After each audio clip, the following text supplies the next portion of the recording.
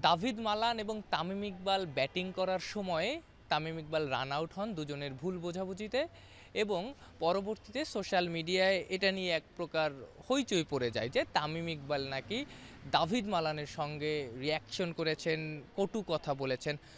তামিম ইকবাল একটা ফেসবুক স্ট্যাটাসে যার ক্লারিফিকেশন দিয়েছেন, দাভিদ মালানও প্রেস কনফারেন্সে এসে জানিয়েছেন যা শুনেছেন সবই মিথ্যা। Social media and whoever else the media around have decided that it was me having a go at Tamim, which is very untrue. And yeah, I'm pretty sure you could ask the whole of their team what happened because I was pretty much in their huddle telling them what I thought. শুধু তাই না, David মালানের কাছে তামিম ইকবাল যেহেতু অনেক বড় তারকা এবং তামিম ইকবালকে ব্যবহার করলে গল্প তৈরি করা যায়, তাই তামিম ইকবালকে ব্যবহার করেই সোশ্যাল মিডিয়ায় একটা গল্প তৈরি করা হয়েছে। Yeah, maybe.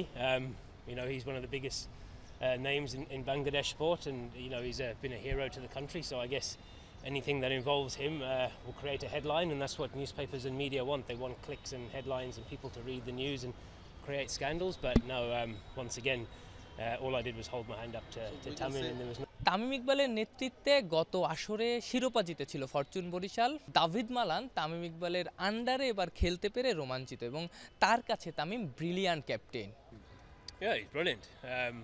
He won it last year and we're second on the log at the moment. He creates a fantastic atmosphere in the team.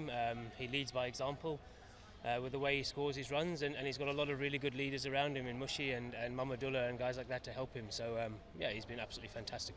এই বিপিএল কিংবা বাংলাদেশে ঢাকা প্রিমিয়ার লিগ খেলেই দাভিদ মালানের উত্থান, তাই আরও একবার বাংলাদেশ প্রিমিয়ার লিগ খেলতে এসে এক প্রকার কৃতজ্ঞতা বোধই দেখালেন ইংল্যান্ডের সাবেক এই ওপেনার।